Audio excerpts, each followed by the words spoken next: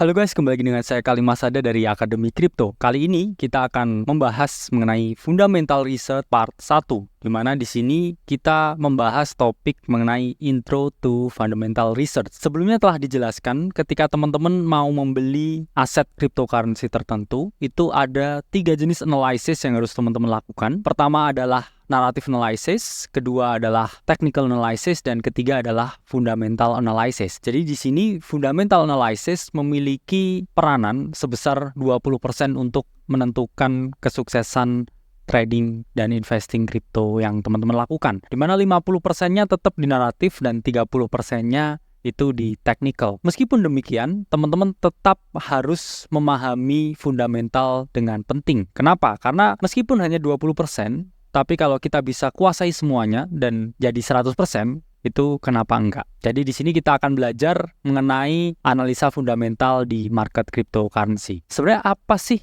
analisa fundamental? Jadi analisa fundamental itu merupakan suatu analisa yang teman-teman lakukan untuk mengetahui nilai intrinsik dari suatu project. Jadi nilai intrinsik itu sangat berbeda dengan nilai pasar atau harga pasar, karena nilai intrinsik ini adalah nilai yang terkandung di dalam suatu project cryptocurrency tersebut. Jadi yang nilai intrinsiknya ini jauh lebih tinggi daripada nilai pasar, itu berarti suatu project dikatakan undervalue. Tapi project yang mana nilai pasarnya jauh lebih besar daripada nilai intrinsiknya, itu dikatakan project yang overvalue atau kenaikannya tidak karena nilai intrinsik, biasanya karena hype atau faktor-faktor eksternal lain yang memang tidak bisa dianalisa menggunakan fundamental. Nah, kita akan membahas kenapa sebenarnya fundamental ini sangat penting. Di sini ada 3 alasan mengapa fundamental itu penting di kripto. Pertama, teman-teman harus mengetahui apa yang dibeli. Kedua, dapat meningkatkan keyakinan. Dan ketiga, teman-teman bisa menentukan arah investasi. Pertama, mengetahui apa yang dibeli. Tak kenal maka tak sayang. Sama juga ketika kamu mau trading sesuatu, kamu mau membeli sesuatu, hal yang harus kamu perhatikan apa yang kamu beli. Jangan sampai ada istilah membeli kucing dalam karung. Jadi teman-teman beli suatu aset investasi tapi nggak tahu nih, wah saya cuma FOMO. Saya nggak tahu ini apa yang saya beli, fundamentalnya seperti apa. Nah, ketika teman-teman tidak mengetahui apa yang dibeli, itu adalah kesalahan yang sangat fatal yang teman-teman lakukan. Jadi, ketahuilah apa yang kamu beli dan belilah apa yang kamu ketahui. Kedua, ketika teman-teman udah tahu nih apa yang dibeli, itu pasti keyakinan akan meningkat. Istilahnya di kripto adalah conviction. Jadi, conviction timbul setelah teman-teman research. Itulah kenapa ada istilah do your own research. Jadi, lakukan risetmu, riset pribadi, riset mandiri sebelum kamu memutuskan untuk berinvestasi. Jadi ketika kamu sudah meriset sesuatu, itu akan timbul conviction atau keyakinan, sehingga kalau harganya digoyang naik turun dalam jangka waktu pendek, itu kamu nggak panik. Naik juga nggak euforia, ketika turun pun juga nggak panik. Jadi kamu tahu long term view-nya seperti apa ketika kamu mengetahui apa yang kamu beli. Ketiga adalah mengetahui arah investasi. Jadi ketika kamu tahu fundamentalnya, kamu tahu apa yang kamu beli, kamu tahu nih ini tipikalnya cocok nggak untuk hold jangka panjang atau cuman spekulasi jangka pendek. Jadi dengan kamu mengetahui nilai intrinsiknya, kamu bisa mengestimasi durasi kamu akan hold project itu. Dan ketika nilai intrinsiknya emang nggak terlalu signifikan, it's not that valuable, ya teman-teman mungkin bisa gunakan aset itu untuk spekulasi jangka pendek. Jadi memang teman-teman harus memahami apa yang kamu beli dan kamu harus gimana dengan yang kamu beli itu. It's very important point.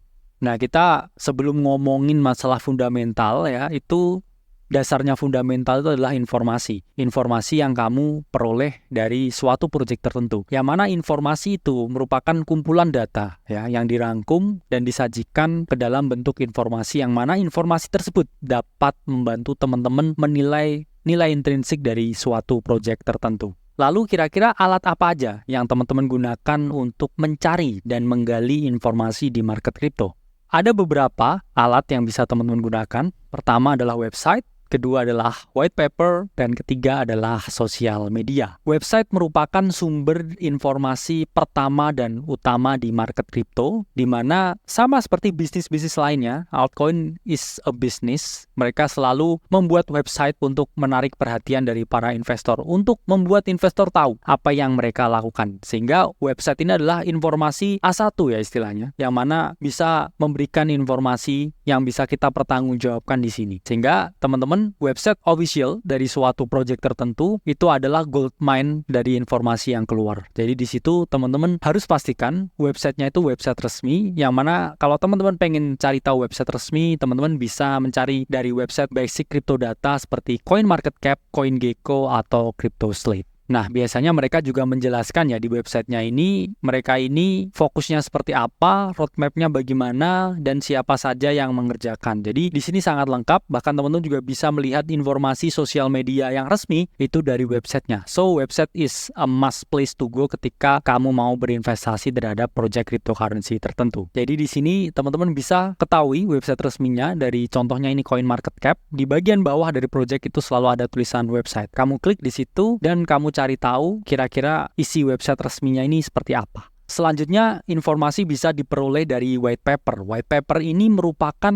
istilahnya prospektus ya kalau di dunia saham ya. Ketika teman-teman menganalisa kinerja dari suatu emiten, ini biasanya ada prospektusnya. Nah, white paper ini merupakan official paper ya dari suatu project crypto tertentu yang mana menjelaskan bagaimana tokenomic dari project tersebut, token distributionnya seperti apa, dan bisnis model dari project ini seperti apa. Jadi kamu kulik-kulik informasi dari dalam white paper ini sebelum kamu memutuskan untuk berinvestasi. Memang pada dasarnya tidak semua informasi ini bisa dipertanggungjawabkan, tapi white paper ini turun langsung dari pemilik project atau developernya, sehingga ini yang paling bisa dipertanggungjawabkan karena ini adalah informasi langsung atau data primernya sebelum teman-teman berinvestasi. Jadi ketika mau investasi, pastikan project itu ada white papernya. Jangan kamu berinvestasi ke project kosong yang mana udah ada ticker coinnya, udah ada smart contract-nya, tapi nggak ada white papernya, nggak ada websitenya. Itu adalah project yang bodong. Jadi cek white papernya dan build conviction around that white paper. Nah, biasanya white paper juga bisa teman-teman peroleh dari contohnya ini di CoinMarketCap. Ini white paper dari Bit&Sword atau Tau. Jadi teman-teman nanti baca ya di situ white papernya seperti apa dan ini project ngapain sih sebenarnya. Itu bisa teman-teman baca dari white papernya.